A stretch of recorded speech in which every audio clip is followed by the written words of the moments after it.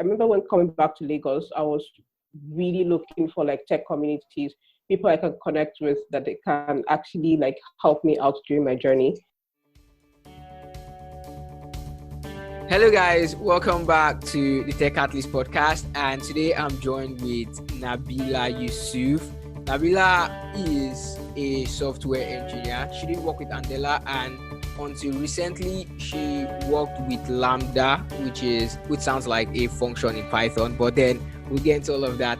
Say hello, Nabeelah. Hey guys, Nabeelah here speaking.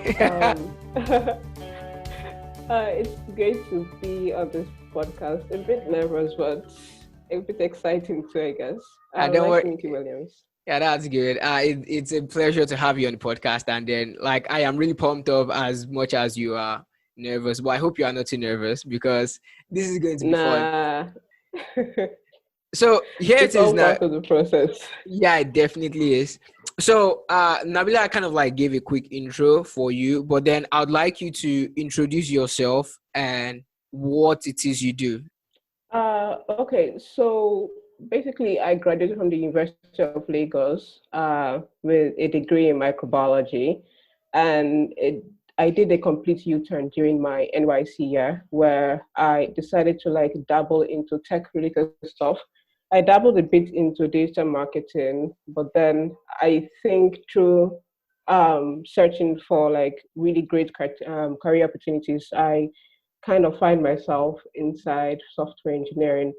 So fast forward to the end of NYC. During NYC, I was encouraged to get into software engineering and try to explore more options since I really enjoyed it and I was kind of good at it. So after the NYC service, I decided to try my luck with Andela in the Andela bootcamp and got in after 2 trials. Wow. Currently now, I am still, thank God, a software engineer, but no longer working with Andela, I guess. Yeah, I kind of understand. For now, I'm still basically just working as a software engineer. I'm done with Andela for now. I was working with Lambda on a contract job, but then it ended around last week or so. So yeah, I'm still open to more opportunities, preferably remote for now, yeah. That's actually really cool. So you transitioned straight from studying microbiology and you just did a complete U-turn. Were you familiar with the subject before you made the U-turn, or it just kind of happened? Because I remember I kind of checked out the article that you did write on, that you wrote on dev.net, where you mentioned, call her your mentor, that she kind of then pushed you to kind of try it out. Okay, so during school, I don't know if you we take this course they call electives or so, and I think my first dance with software engineering also, apart from computer, was during my first year university where they told us to create a Q basic or a basic application, if I can still remember the programming language then. I remember just copying and pasting, but everyone is guilty of copy and paste. The whole thing was definitely, but that time it was so confusing because I had no idea what I was doing. It's also to create an application and okay, fine, I just wanted to pass this course and let me just go ahead and copy and paste and get it working for them. I think when I really got into it was my year 3 elective course. Idea was really interested in computer science. I just did not know how to get into it. I was into microbiology. I was bored as hell with the subject, and I was explore new path or new courses or whatever. When I saw a course elective for our department called C#, I have no idea what that is. I decided to take it instead of mathematics, and I almost failed. Wow. But the whole thing was really interesting. So the whole thing was really interesting, and I guess it was at the back of my consciousness, and somehow I think life just came along, and here I am, I guess. And that's kind of pretty cool. I am excited that you had that courage to then make that U-turn, because sometimes it's kind of difficult after following a path for a good amount of time.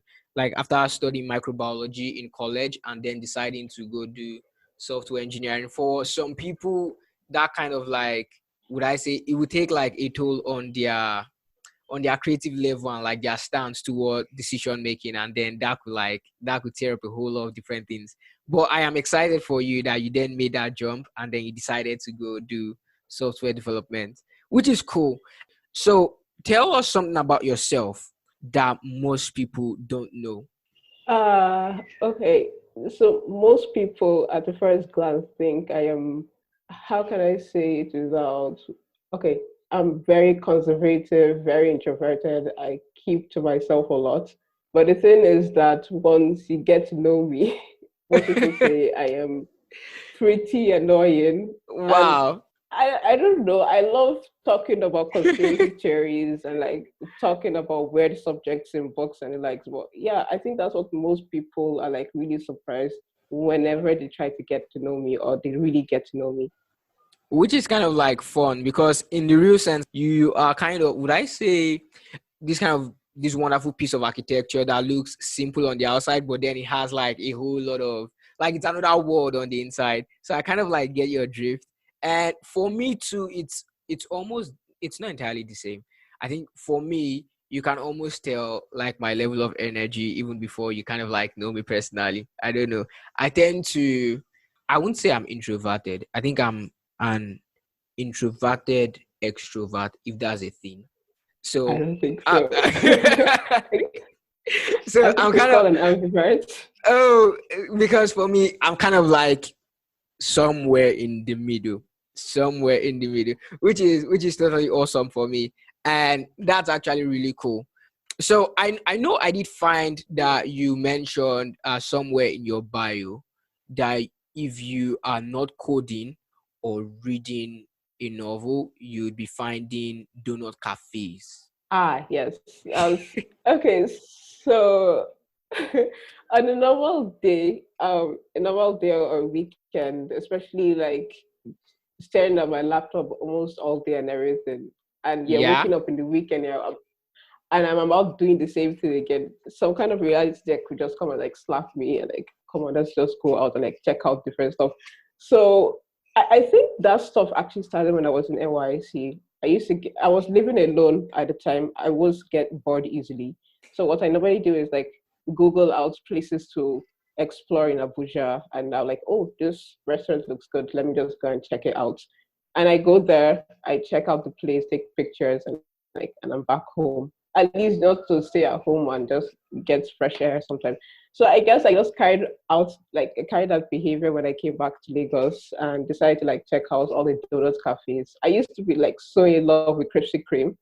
Nah, it's not my It's, favorite it's place not it's not anymore. It your thing used to be. anymore. It used to be. No, So you're more not like donut cafes for now. Not donut cafes. I'm more into, let's say, okay, like I'm more into this open mics, poetry jams, and the likes. I don't know if you know really. this. We Yeah. So I don't know if you know this one they have in this Owida. They call it Owida open mic sessions every last Thursdays of the month. So I no. I'm not sure I know it, but if there is a place for it on the internet, kind of like I think I'll just drop a link for everyone listening so we could like check that out because And that would be great. even I myself I don't entirely know it, but then I'd love to check it out. So Yeah. so mainly you are kind of like this, will I say, tech lifestyle influencer, if that's what you do. So Mm, during the week you're kind of like more I into work, then during the weekends you're kind of like just trying out new stuff, visiting yeah, restaurants. basically, I won't call myself an influencer though. It's all good. So mainly we kind of know how you got started into tech.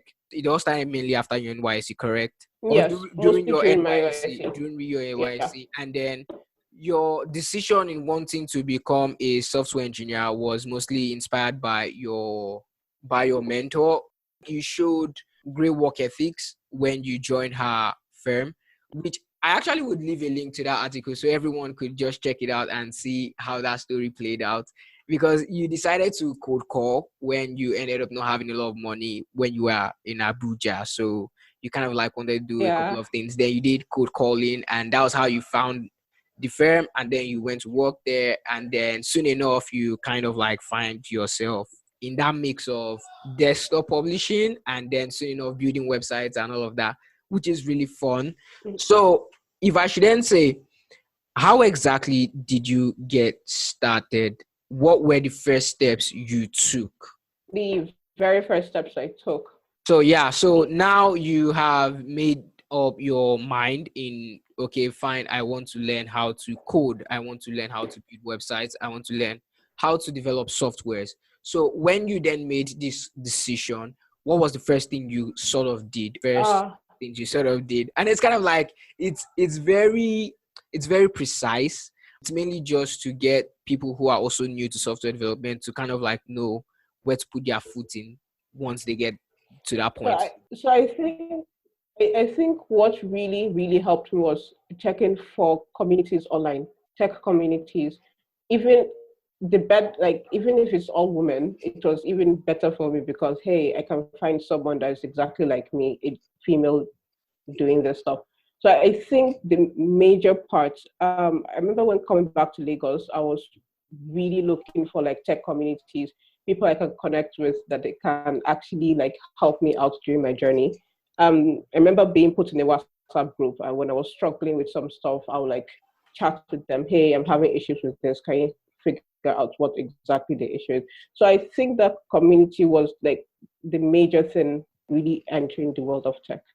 That's actually cool because guys, I would make a new article for online communities, online tech communities that are even like all women. Because I remember back then when I still kind of followed the updates intensely about Andela, there was once a boot camp that was focused mainly on women because they were trying to like there is this coding is something that's really wonderful, but there is this imbalance. I don't know, maybe it's due to an awareness issue, but one thing I have found out is women are especially gifted when it comes to even coding.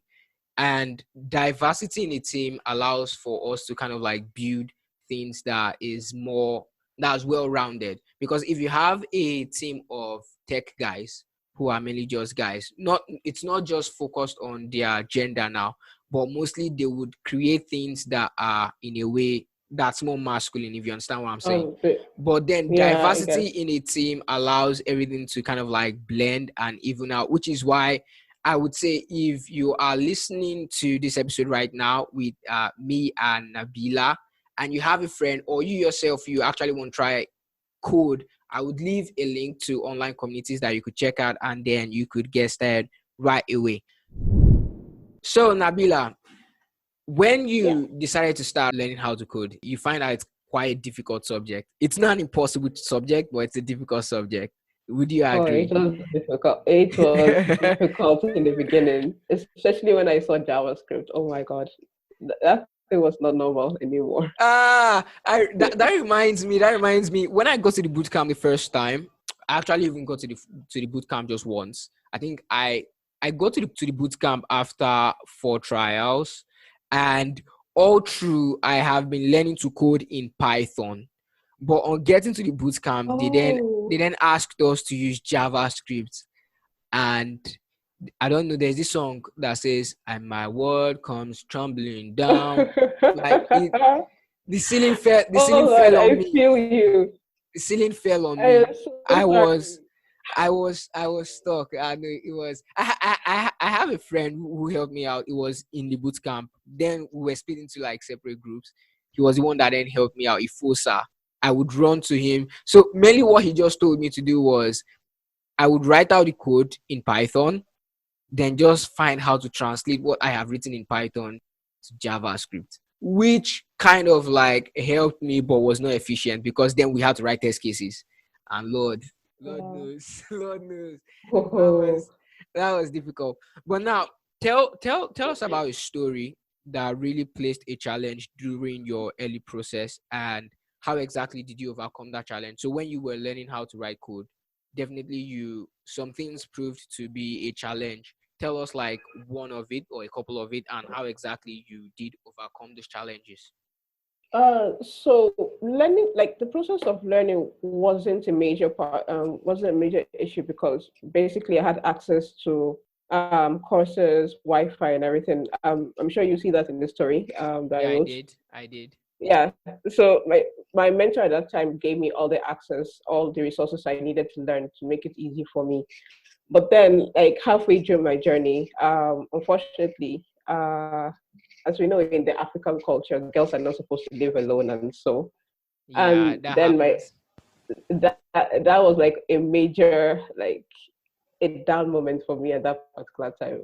I was so mad. I was so So angry at you were forced the back to world and Lagos. how the exactly. So I was forced back to Lagos. I had to like try to convince my dad especially that hey, software engineering is it doesn't mean I have to go and start repairing phones or computers and computer.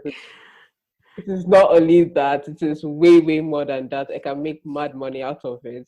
He still Okay. doesn't understand. Till But now? then well, in a way he tries to understand because when I tell him, oh, those people that created Facebook and Instagram and how they're seeing so many followers and getting a lot of money, I'm like, oh, that kind of stuff. Fine, he leaves me alone. But for now, like I have to like find resources on my own, find ways to get internet because sometimes internet can be really bad around here. Yeah, So and I even think expensive. that exactly. So all that just trying to get then in Abuja I had access to a Mac and everything. When I came back to Lagos, I don't know if you know these really small laptops, like it's like a notebook. I don't know, I've Yeah. forgotten the if you ask anybody in the boot camp, the larger with a small notebook badge, they will know me. It was so That, annoying. oh my goodness. It was so annoying, and I had to like anytime it hangs, I will have to like restart it again and try out. Oh Lord. It Like was so bad. it is one thing to be bogged down with not understanding what is you are trying to do. And then it's another thing for your machine to be oh no. I can imagine because it did happen to me at some It was point. Then it's kind of like it drags your energy and it just drains you out. Like it drains you out in a it was way. it almost funny enough, it almost cost me my seats at the my second boot camp. It almost cost me my seat because it actually crashed on the day of my pitch. I had, if not because I had to, like, I was pushing my code regularly to GitHub. I wouldn't have had access to my code I've been writing all throughout those 2 weeks. I had to, My like, goodness. I swear, I had to, like, pull it into one of the spare laptops Andela gave us and then present it there. I was That so was scared. close. That was close. That It was was so close. close. So close. Yeah, those are one, like, some of my various challenges I had. So mostly it was pure perseverance that pulled you through all this time. Basically, if I wanted to give up, then nobody, like, people like say, yeah, you've tried. Which is one really interesting thing. So guys, one thing I'd like you all to pick up from Nabila's story is first of all, you need mentors. You need people. It was Nabila's mentor who made it possible for her to get the leap ahead she needed at first. And secondly, coding is fun and coding is it's beautiful once you understand it. But in the real sense, it's not a so easy subject. And I'm not saying that to scare you off from the subject. I'm just saying so that you can prepare your mental capacity and your grit so you understand that okay, if I am doing this and then you know that you are doing it for real, which is really awesome. And as you can see, Nabila was able to progress from all of the stages and then she made it into Andela and she was able to work. And from Andela, she also worked with Lambda and now she's here and we are glad she's here. So thank you, Nabila, for sharing your story. You're welcome.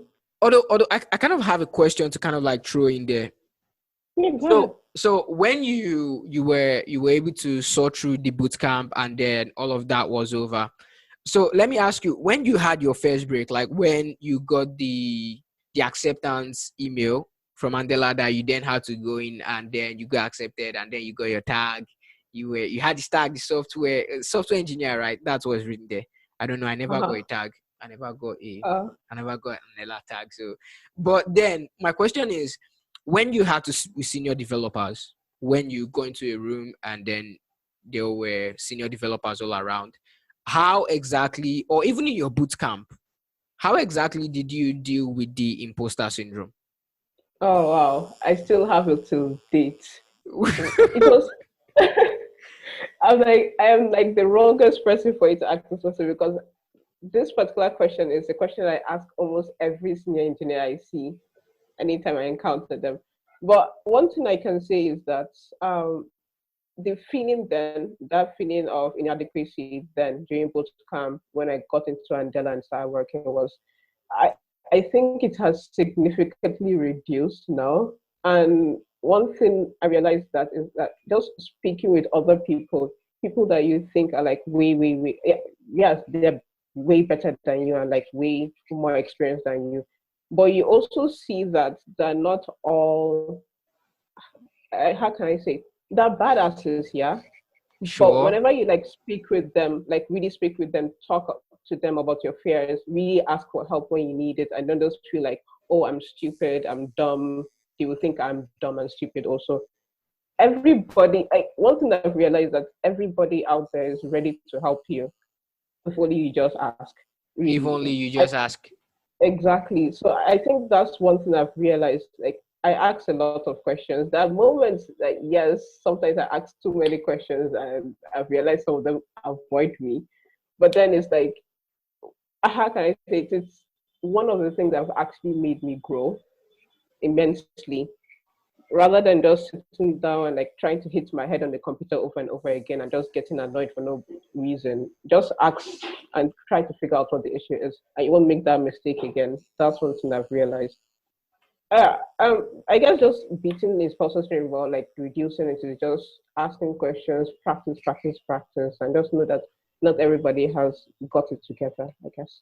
Which is also something that you can also take from software development and apply it in real life.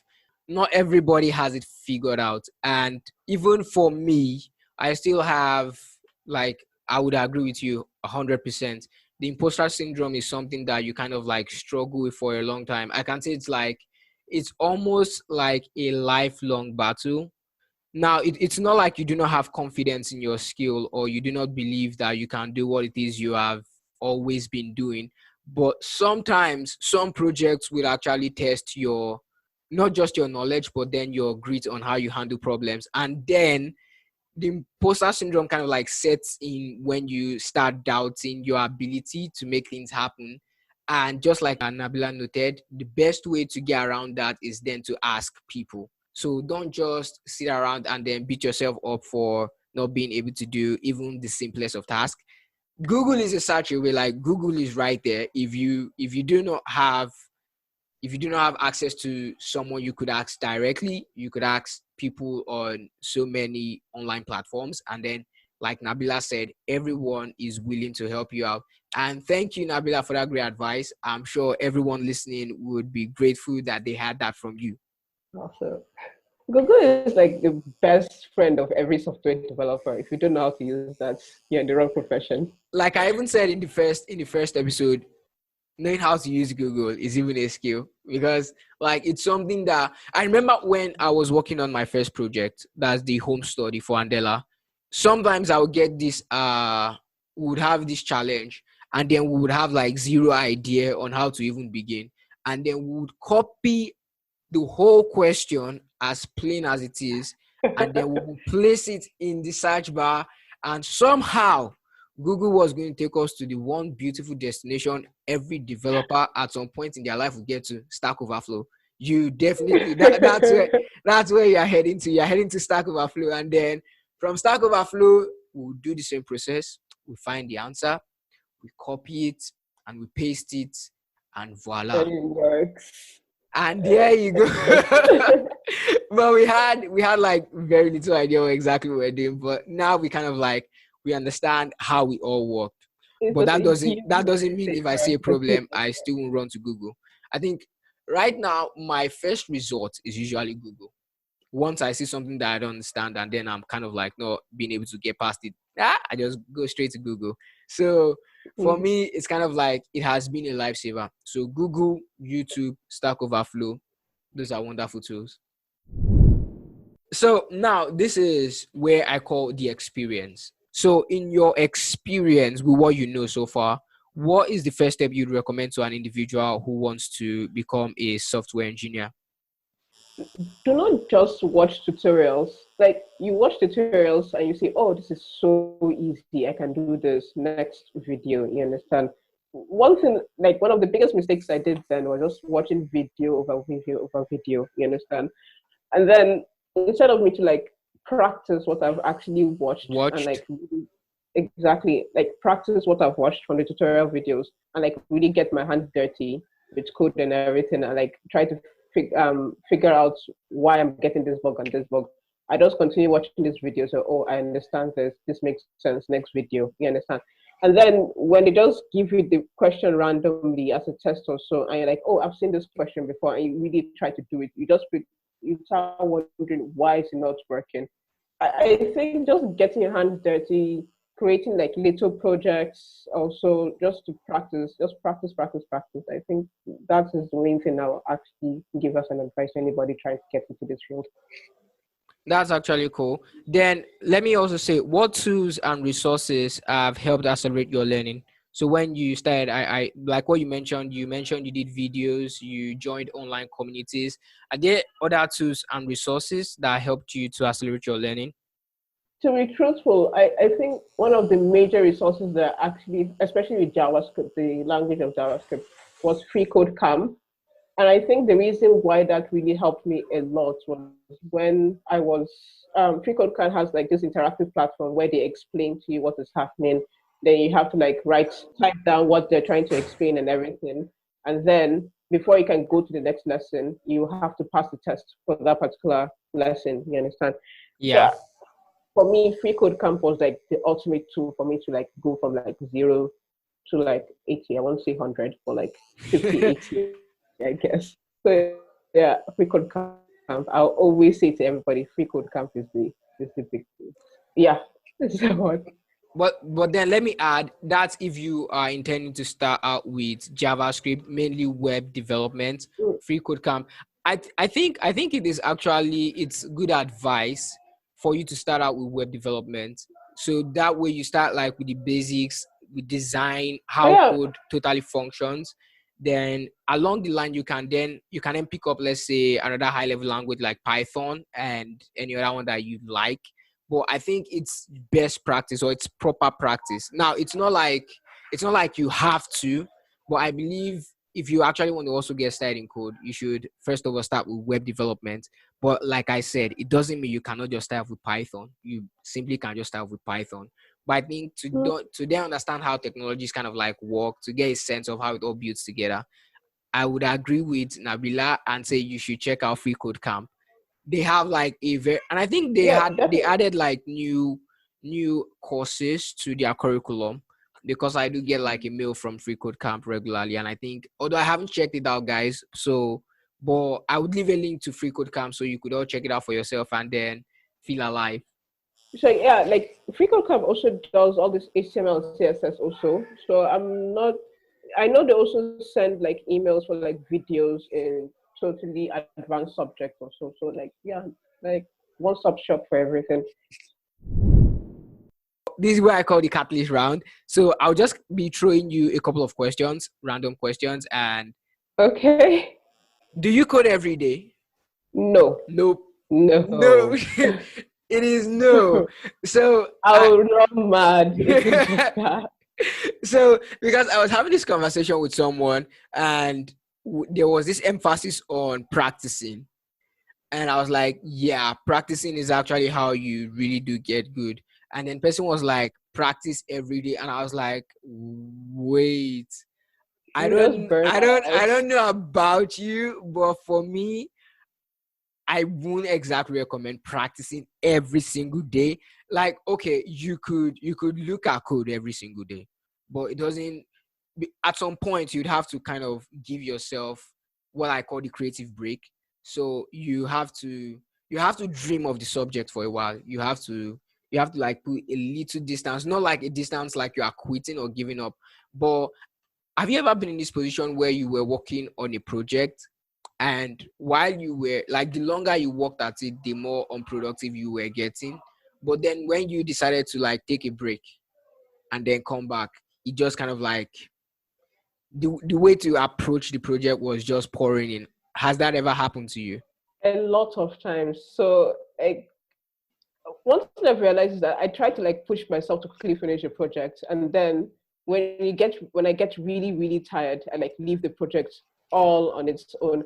And probably like after a month or two, I come back. I'm like, did I write all this rubbish in the first place? Like this is so bad. So That bad. is something else. That is something else. I remember I was going through like my folder, and then I was looking at some projects that I have done like a while back, like some calculator projects, some simple landing pages. And I was like, so I actually like do have like some projects under my sleeves.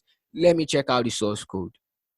And then I was reading it, and I was like, hold on, this is not my folder. I think there's a mix up somewhere. I go back, I check it, I actually save it under my name, Williams Falodun. I was like, wow, who taught you to write code like this, boy? But then it's all part of the process. So you do not In code a way, every you day. find out you're actually no, I don't. I don't Improving. code. In a Yeah, way you like find out you in are a way improving, you find out exactly like looking at your previous code, like nah, for you to even say that it means you've actually grown a bit. which is why I agree with. Now, do you have a mentor in the industry, Uh, in the whole prob- space of like software development? I'm yes, I would say, but they won't know they're my mentors. Like I haven't like announced Okay. them, hey, you're my mentor, feel this, free, that, but I feel look up free, to them. feel free to mention. Oh, okay. Ray, Ray is one of my hugest mentors. I really like how she was able to bring up her startup, Bitcoins, which is really dope, and the way she's like a Google expert. So yeah, she is like one of my hugest mentors in this industry, and she's a lady. Is very like I haven't seen a lady like all the way up there in the tech industry. So yeah, she's actually pretty dope. So that's actually cool. So that means in time you envision that you would be able to recreate the kind of magic she has done in the industry. Oh, definitely. That is like hopefully my end goal. To not code for somewhere else, but for me. That's actually nice. So now that let's just say, so let's say I put you in this position where I kind of took away your skills. Let's say I just had the powers, and I took away your skills as a software engineer. That means I took away your coding skills. What other skills do you have? What other things can you do pretty um, confidently? confidently. Oh wow. Okay. Well, probably I might go back to microbiology, which I hope to God I don't. but but then there's I've always been interested in filmography and photography. I really love that industry. Oh, Animations also. So like those two combined is something I would really like to explore if I have the time for it eventually. I But think yeah, that that's like would I say a second industry that I've seen for most tech guys this time. So they are either like outside software development and code. Some are gamers, some are visual designers. I think it's kind of like what they implement into front end design. And then a couple of them are hmm gamers, then while the rest are photographers, cinematographers, and all of that fun stuff. So so let's just hope that it doesn't get down to you having to go back to do microbiology. So oh no, no if you way. had the space, you definitely would pick up a camera and then you'd try out new stuff. Oh, definitely. I've actually tried a couple of times in the past, but I haven't been disciplined enough to like follow it through, I guess. So But it's something I would like to explore sometime. so is that like more of an is it more of an issue with time, or you kind of like having just settled in into it? I would say it's really time. I think it's more of shyness, like just carrying a camera out there and it's seeing other people stare at you. Like, nah, I don't think I'm that confident enough to just do it. So I Well, think it's more of that. I think with time, if you just kind of explore the subject more, I think with time you kind of, Exactly. because even let me say something out. For me, sometimes I wear glasses. So at first it was weird, like overly weird. coming out and putting them on, even sometimes when I know I needed to wear them. But like with time, I kind of like got involved with it, and then it didn't really seem much of an issue. So I think with time, if you pick up a camera and then you just decide to like to toy with it once or twice, soon enough you kind of like you feel it's like an extra part of yourself. So with time, that's gonna be Yeah. cool. If I tried going out without my glasses, I'll be totally blind. Well, me, I don't entirely need them to see. Okay, I do need them to see, Oh, you're but kind of lucky because you can still go out without them. If I yeah, can't find my yeah. glasses, I can't go out. Wow, that's I think It's that's that like bad. actually I'll say it's that cool. What? Yeah, I understand that you would rather say okay, no, you'd rather not use glasses, but then like not going out without them. It's more like that means generally no one can use your like a regular person cannot pick up your lens and then use it. Oh, the last person that tried doing it became cross-eyed. And So because not for I the know whole time. it's more like it's people who have superpowers that can then use your kind of contact lenses. That's what I'm saying. Okay. You should not just try it. Yeah, I do understand, which is actually very cool because you have been wonderful today and you have shared like a whole lot of insights with everyone. You have brought in your energy and then you have given us like I would say a whole lot of value bombs, and for that we appreciate you, Nabeelah. Thank you very much. Thanks a lot, Williams, for having me on your show, really. Yeah, it's actually really good. And is there a way we can connect with you in case if we would like to? Yeah, definitely. You can check me out on Twitter. My username is kind of weird. I have that. I have that. Okay. Good. So I'm sure I'll you can apply it. yeah, definitely. So guys, if you do have any questions based on this episode and you'd like to reach out to Nabeelah, you can hit her up on Twitter and then she would respond to you as soon as possible because she's Hopefully. either writing code or she's somewhere into some fantasy novel, which is great by the way, and that's just fantastic. Thank you very much for bringing your energy to us today. I am very grateful, and thank you guys for sticking all through to the end. I do hope to see you all on the very next episode. Do give a thumbs up for Nabeelah anywhere you are listening to us right now, and then show your appreciation. Thank you once again, Nabeelah. I'm grateful, and we'll see you soon. Peace. Take care. Awesome.